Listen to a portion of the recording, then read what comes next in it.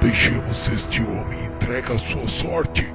Os espíritos poderosos estão interessados nele. Largue-nos. Enquanto se retiravam os verdugos apressadamente, como se temessem algo que eu não podia compreender ainda, em face da aproximação bendita daquela luz que vinha de mais alto, perdia-me em dolorosas interrogações íntimas. O quadro era típico das velhas lendas de demônios abandonando as almas prisioneiras de seus propósitos infernais. As palavras espíritos poderosos haviam sido pronunciadas com indisfarçável ironia. Pela claridade que envolvera o suicida, sabiam eles que estávamos presentes e, embora fugissem medrosos, alvejavam-nos com zombarias. Aos poucos, o matadouro de grandes proporções estava deserto de espíritos vorazes. Alexandre, dando por fim da operação magnética, tomou a mão do amigo sofredor que parecia imbecilizado pela influenciação maligna e, conduzindo-o para fora a caminho do campo, falou-me bondoso. Não guarde no coração as palavras irônicas que ouvimos, André. Esses irmãos desventurados merecem a nossa maior compaixão. Bem, mas vamos ao que nos possa interessar. Alexandre recomendou-me a amparar o novo amigo, que parecia inconsciente de nossa colaboração, e depois de alguns minutos de marcha, estacionávamos sobre árvore frondosa, depondo o irmão enfraquecido e cambaleante sob a relva fresca. Impressionado com o seu olhar inexpressivo, solicitei os esclarecimentos do orientador, cuja palavra amiga não se fez esperar. O pobrezinho permanece temporariamente desmemoriado. O estado dele, depois de tão prolongada sucção de energias vitais, é de lamentável inconsciência. E em face da minha estranheza, Alexandre continuou. Que deseja você? Esperaria por aqui o processo de menor esforço? O magnetismo do mal está igualmente cheio de poder, mormente para aqueles que caem voluntariamente sob os seus tentáculos. Em seguida, Alexandre inclinou-se paternalmente sobre o desventurado suicida e indagou. Ei, irmão Raul, como passa? Eu não sei, nada sei. E você lembra-se da esposa? Não. Veja, André, a inconsciência dele é total. Precisamos despertá-lo. Em seguida, Alexandre determinou que eu permanecesse ali em vigilância enquanto buscaria recursos necessários. Mas, Sr. Alexandre, não poderemos acordá-lo por nós mesmos? Bem, se reconhece que você não é veterano em serviços intercessórios, esquece-se que vamos despertá-lo não só para a consciência própria, senão também para a dor. Romperemos a crosta de magnetismo inferior que envolve e Raul regressará ao conhecimento da situação que lhe é própria. Entretanto, sentirá o martírio do peito varado pelo projetil, urgirá de angústia ao contato da sobrevivência dolorosa criada, aliás, por ele mesmo. Ora, em tais casos, as primeiras impressões são francamente terríveis e ecoam-se algumas horas antes de seguro alívio. E como outras obrigações esperam por nós, será conveniente entregá-lo aos cuidados de outros amigos? As observações calaram-me fundamente. Decorrido 20 minutos aproximadamente, Alexandre voltou acompanhado de 2 irmãos que se prontificaram a conduzir o infeliz, e daí a algum tempo encontrávamos-nos numa casa espiritual de socorro urgente localizada na própria esfera da crosta. Via-se que a organização atendia a trabalhos de emergência, porquanto o material de assistência era francamente rudimentar. Adivinhando meu pensamento, Alexandre me explicou: no círculo de vibrações antagônicas dos habitantes da crosta não se pode localizar uma instituição completa de auxílio. O trabalho de socorro desse modo há de sofrer incontestável deficiência. Esta casa, porém, é um hospital volante que conta com a abnegação de muitos companheiros. Deposto Raul no leito-alvo e devotado instrutor começou a aplicar-lhe passes magnéticos sobre a região cerebral. Não se passou muito tempo e o infeliz lançou um grito estertoroso e vibrante, dilacerando meu coração. Eu morro! Eu morro! Acudam-me por caridade! Meu coração está partido! Ajudem-me!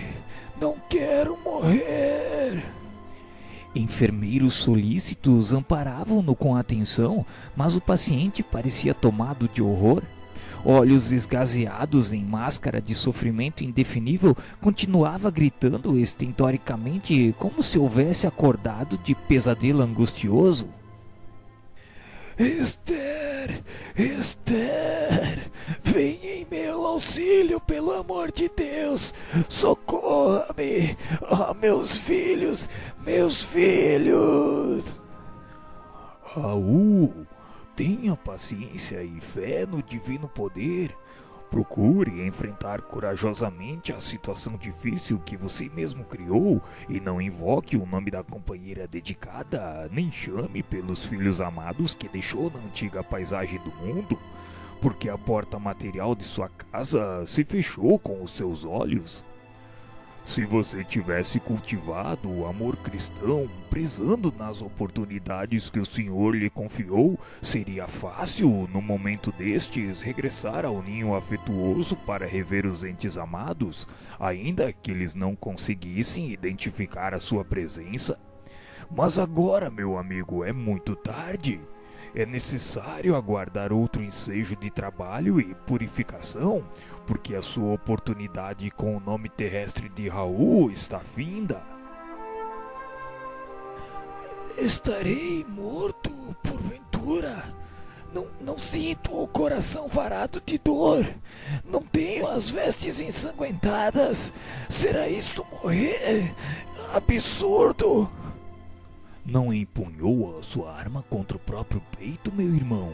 Não localizou o coração para exterminar a própria vida? O meu amigo, podem os homens enganar uns aos outros, mas nenhum de nós poderá iludir a justiça divina. Revelando extrema vergonha ao sentir-se a descoberto, o suicida prorrompeu em soluços, murmurando: Oh, desventurado que sou! 1000 vezes infeliz! 1000 vezes infeliz! Alexandre, contudo, não tornou a falar-lhe naquela circunstância, e depois de recomendá-lo carinhosamente aos cuidados dos irmãos responsáveis pelos serviços de assistência, dirigiu-se a mim, explicando: Vamos, André. Nosso novo amigo está em crise, cuja culminância não cederá antes de 70 horas aproximadamente. Voltaremos mais tarde a vê-lo. De regresso aos meus trabalhos, esperei ansioso o instante de reatar as observações educativas. Impressionava-me a complexidade do serviço intercessório. As simples orações de uma esposa saudosa e dedicada havia provocado atividades numerosas para o meu orientador e valiosos esclarecimentos para mim. Como agiria Alexandre na fase final? Que revelações teria Raul para os nossos ouvidos de companheiros interessados no seu bem-estar? Conseguiria a esposa consolar-se nos círculos da viuvez? Abrigando interrogações numerosas, aguardei o momento azado. Decorrido 4 dias, o instrutor convidou-me a tornar ao assunto, o que me fez exultar de contentamento pela possibilidade de prosseguir aprendendo para minha própria evolução. Encontramos Raul cheio de dores, todavia mais calmo para sustentar a conversação esclarecedora. Queixava-se da ferida aberta, do coração descontrolado, dos sofrimentos agudos e do grande abatimento. Sabia, porém, que não se encontrava mais no círculo da carne, embora a semelhante verdade lhe custasse angustioso pranto.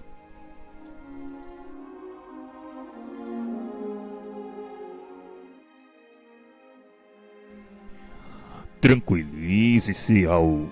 Sua situação é difícil, mas poderia ser muito pior.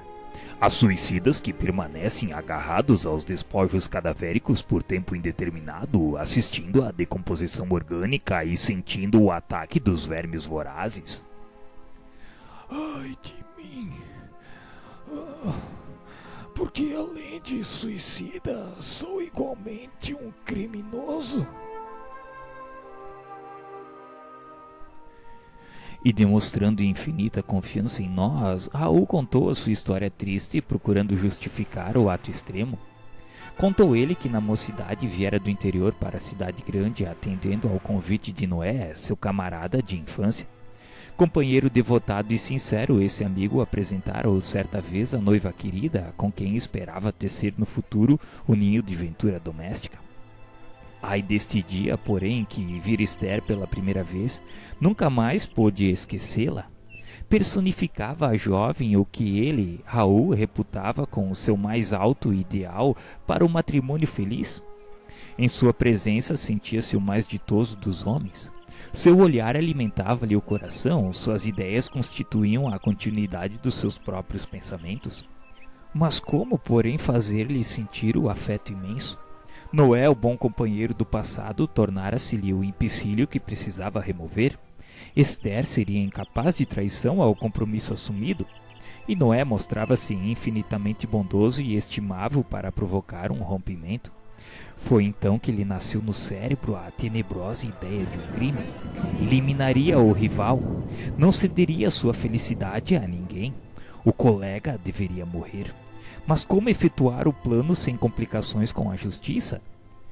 Enceguecido pela paixão violenta, passou a estudar minuciosamente a realização de seus criminosos propósitos e encontrou uma fórmula sutil para a eliminação do companheiro dedicado e fiel.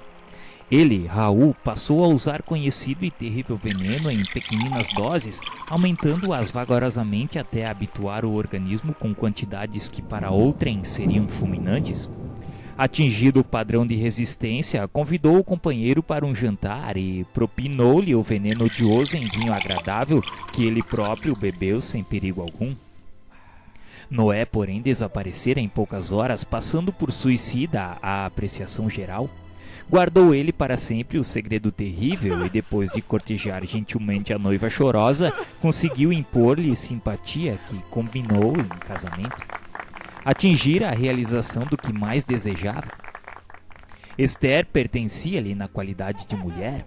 Vieram os filhinhos enfeitar-lhe o viver, mas a sua consciência fora ferida sem remissão. Nas mais íntimas cenas do lar, via Noé através da tela mental, exprobando-lhe o procedimento. Os beijos da esposa e as carícias dos filhos não conseguiam afastar a visão implacável. Ao invés de decrescerem seus remorsos, aumentavam sempre. No trabalho, na leitura, na mesa de refeições, na alcova conjugal, permanecia a vítima a contemplá-lo em silêncio. A certa altura do destino, quis entregar-se à justiça do mundo, confessando o crime hediondo. Entretanto, não se sentia com o direito de perturbar o coração da companheira, nem deveria encher de lodo o futuro dos filhinhos. A sociedade respeitava-o, acatando-lhe o ambiente doméstico. Companheiros distintos de trabalho prezavam-lhe a companhia. Como esclarecer a verdade em semelhantes contingências? Não obstante amar ternamente a esposa e os filhos, achava-se esgotado ao fim de prolongada resistência espiritual. Receava a perturbação, o hospício, o aniquilamento, fugindo à confissão do crime que cada dia se tornava mais iminente. A essa altura, a ideia do suicídio tomou vulto em seu cérebro atormentado. Não resistiu por mais tempo. Esconderia o último ato do seu drama silencioso como ocultar a tragédia primeira. Comprou um revólver e esperou. Certo dia, após um trabalho diário, absteve-se do caminho de volta ao lar e empunhou a arma contra o próprio coração, agindo cautelosamente para evitar as marcas digitais. Atingido o alvo, no supremo esforço desfizera-se do revólver homicida e não teve a atenção voltada senão para o intraduzível padecimento do tórax estrangulado. Dificilmente, como se os seus olhos permanecessem anuviados, sentiu que algumas pessoas tentavam socorrê-lo e em seguida a verdadeira multidão de criaturas que ele não pôde ver arrebatavam-o do local de dor. Desde então, um enfraquecimento geral tomara-o por completo. Sentia-se presa de um sono pesado e angustioso, cheio de pesadelos cruéis. E por fim, somente recuperar a consciência de si mesmo ali, naquele quarto modesto, depois de Alexandre restaurar-lhe as energias em prostração. Terminando a confissão longa e amargurosa, Raul tinha o peito opresso e lágrimas pesadas a lhe lavarem o rosto. Comovidíssimo, não sabia por minha vez o que externar. Aquele drama oculto daria para impressionar corações de pedra. Alexandre, contudo, demonstrando a grandeza de suas elevadas experiências, mantinha a respeitável serenidade e falou: Raul, nos maiores abismos há sempre lugar para a esperança. Não se deixe dominar pela ideia de impossibilidade. Pense na renovação de sua oportunidade e medite na grandeza de Deus. Transforme o remorso em propósito de regeneração. Em verdade, seus males de agora não podem desaparecer milagrosamente. Todos faremos a colheita compatível com a semeadura, mas também nós que hoje aprendemos alguma coisa, já passamos vezes inúmeras pela lição de recomeçar. Tenha calma e coragem.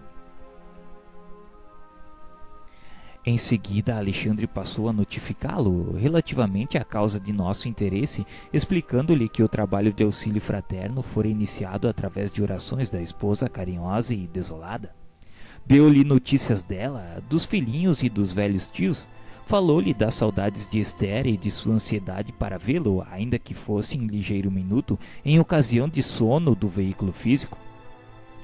Em ouvindo as derradeiras informações, o suicida pareceu reanimar-se vivamente e observou: Ai, não sou digno. A minha miséria acentuar-lhe as dores.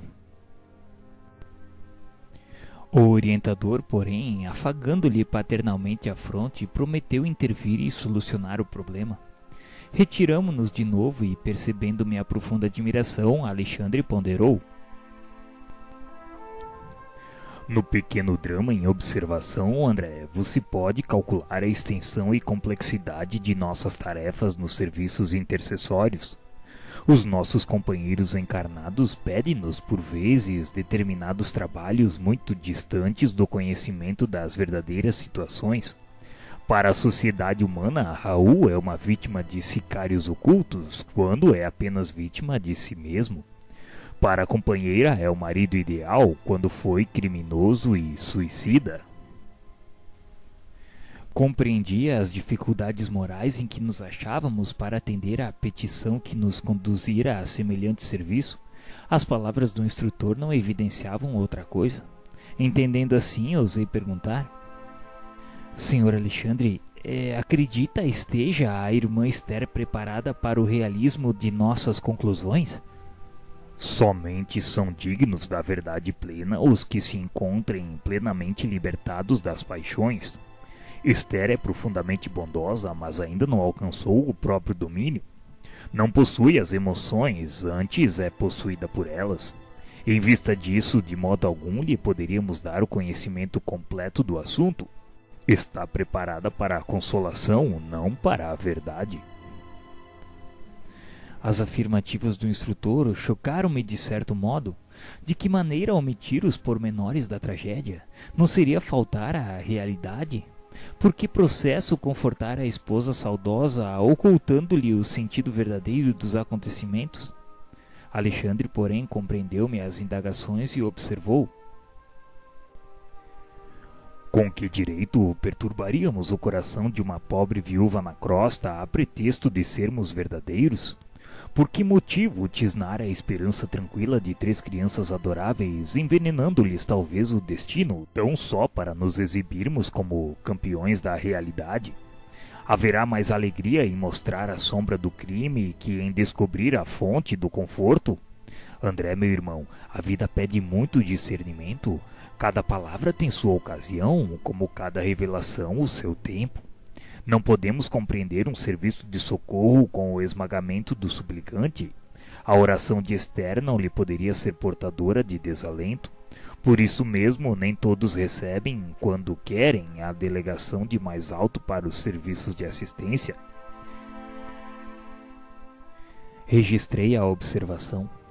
Nesse dia, Alexandre dirigiu-se em minha companhia às autoridades do auxílio, pedindo a colaboração de uma das irmãs que funcionavam nas turmas de socorro para concurso mais eficiente ao coração de Esther. Foi destacada Romualda, a criatura dedicada e bondosa que desceu para a crosta junto de nós, recebendo atenciosamente as recomendações do prestimoso amigo.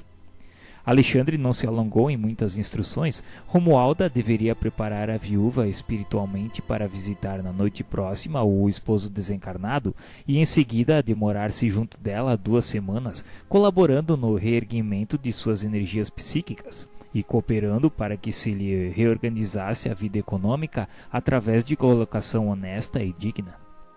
Era de ver-se o carinho que o dedicado instrutor dedicou a todas as providências em curso. Quase no momento aprazado para o reencontro dos cônjuges, comparecemos ao Hospital Volante de Socorro Espiritual, onde o instrutor cuidou pessoalmente de todas as medidas. Recomendou a Raul o melhor ânimo, insistindo para que não pronunciasse a menor expressão de queixa e para que se abstivesse de qualquer gesto que pudesse traduzir impaciência ou aflição. Em seguida, mandou velar a chaga aberta e sanguinolenta, muito visível na região dilacerada do organismo perispiritual, para que a esposa não recebesse qualquer impressão de sofrimento. O próprio Raul, admirado pela lição de boas maneiras, atendia satisfeito e reanimado a todas as instruções.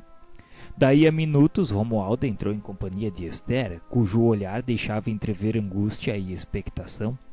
Alexandre tomou-a pelo braço e mostrou-lhe o companheiro estendido no leito-alvo. Raul! Raul! A comoção dela era extrema. Quis prosseguir e não pôde.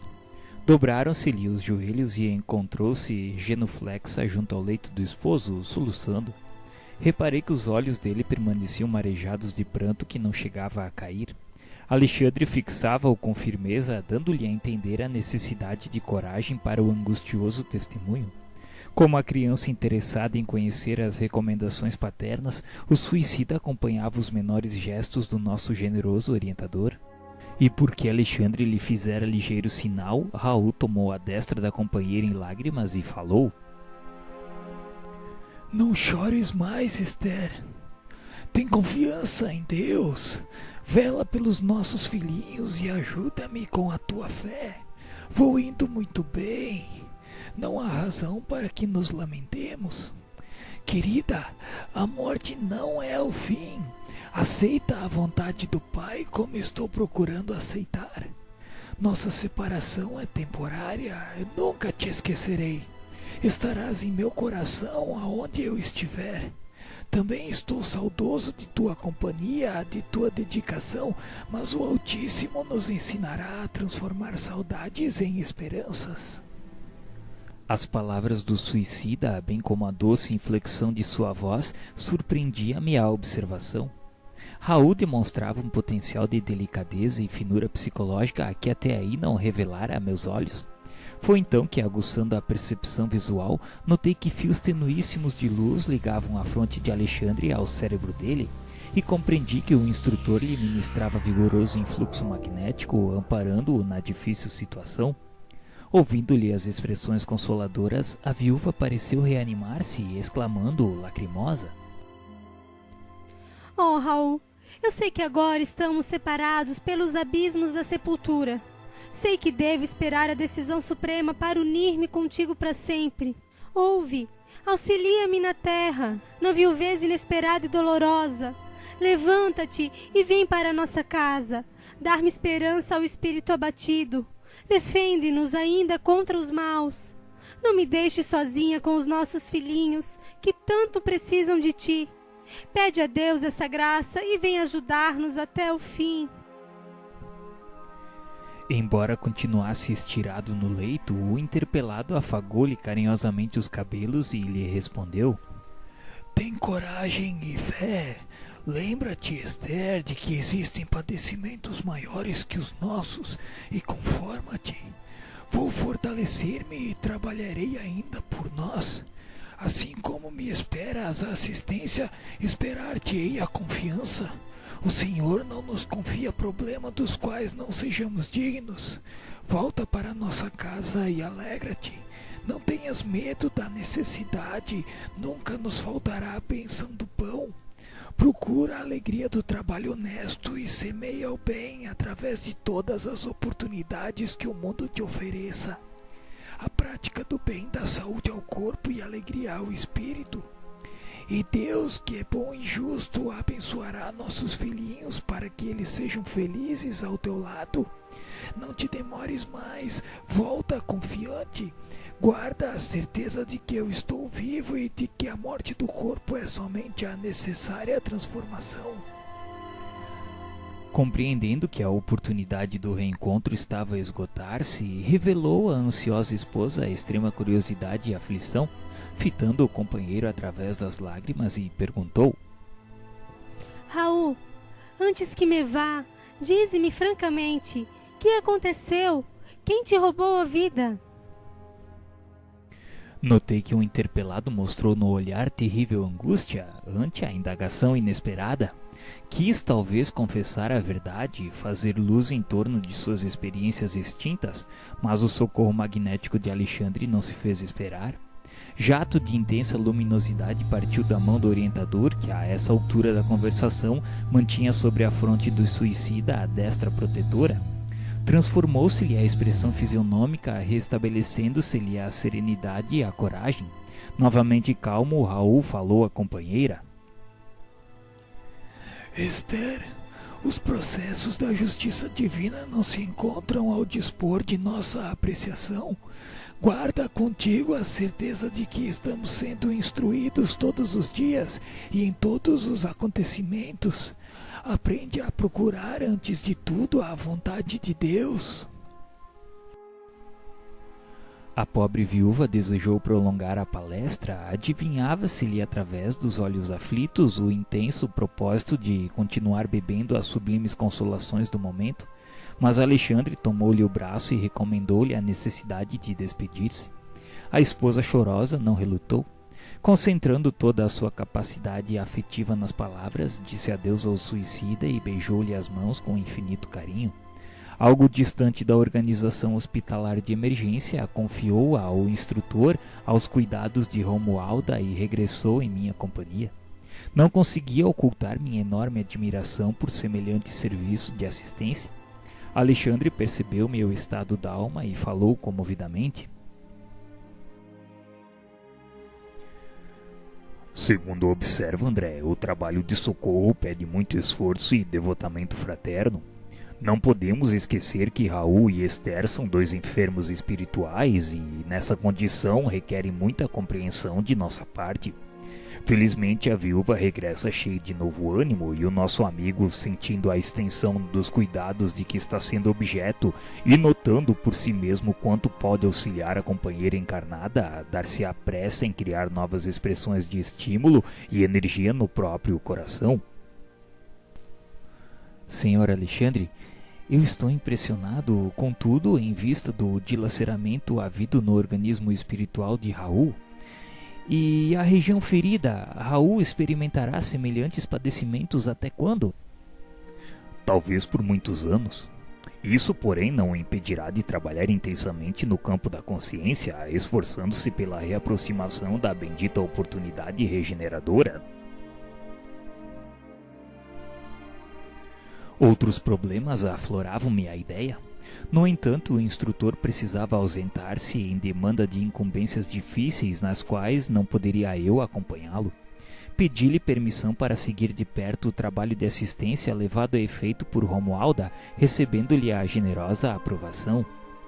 Desejava saber até que ponto se confortara a viúva aflita e observar-lhe o proveito daquele reencontro que traduzia elevada concessão. No dia seguinte voltei ao lar modesto, justamente por ocasião do almoço familiar. Romualda andava aflita. O ambiente interno adquirira novo aspecto.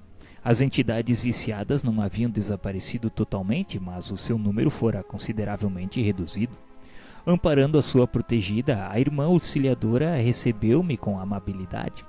Notificou-me que a viúva amanhecera muito melhor e que ela, Romualda, fizera o possível por manter-lhe a recordação plena do sonho. Como era natural, a pobrezinha não poderia lembrar-se de todas as minúcias. Entretanto, fixara as impressões culminantes suscetíveis de acordar-lhe a divina esperança e restaurar-lhe o bom ânimo. Recomendou-me verificar por mim mesmo o efeito maravilhoso da providência. De fato, o semblante da viúva ganhara nova expressão. De olhos límpidos e brilhantes, narrava aos tios e aos filhinhos o sublime sonho da noite. Todos a escutavam sob forte interesse, mormente as crianças que pareciam participar de seu júbilo interior. Esther terminara a narrativa emocionada. Observei então que a velha tia esboçava um gesto de incredulidade, perguntando-lhe: E você acredita ter visitado Raul no outro mundo? Como não? Tenho ainda a impressão de suas mãos sobre as minhas e sei que Deus me concedeu semelhante graça para que eu readquira minhas forças para o trabalho. Despertei hoje profundamente reanimado e feliz. Enfrentarei o caminho com novas esperanças.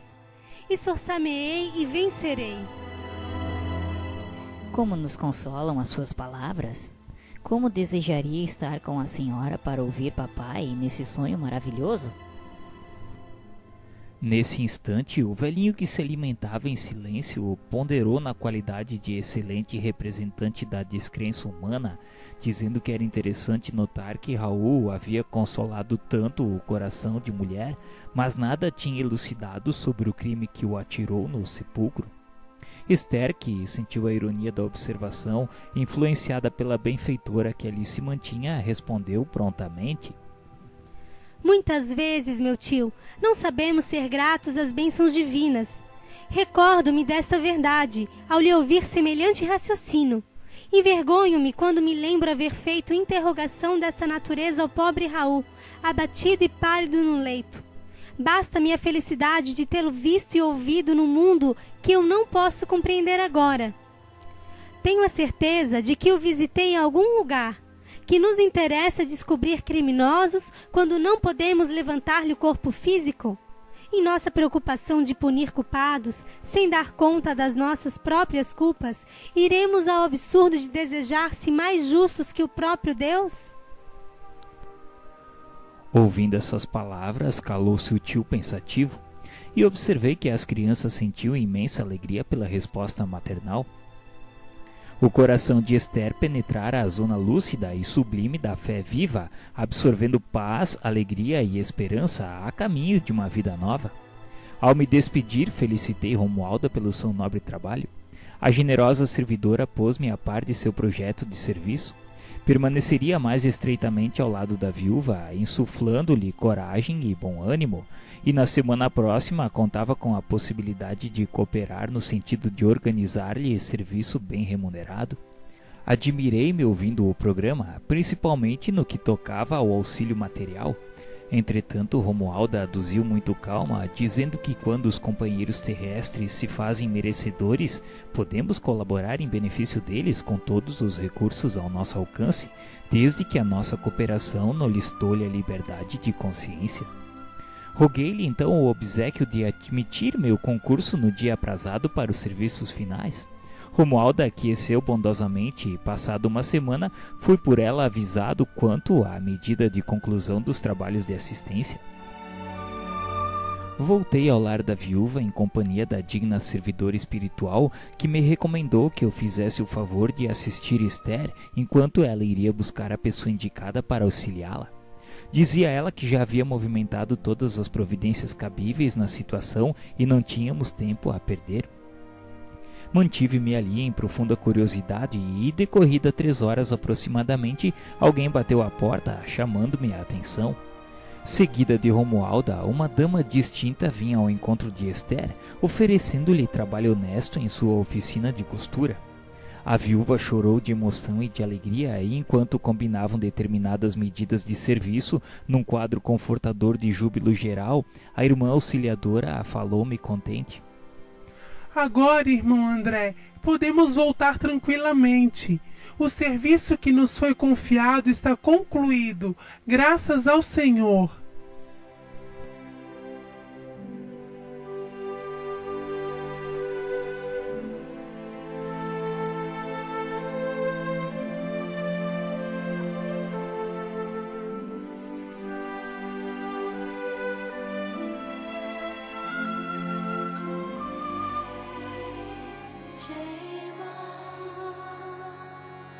Shema, tu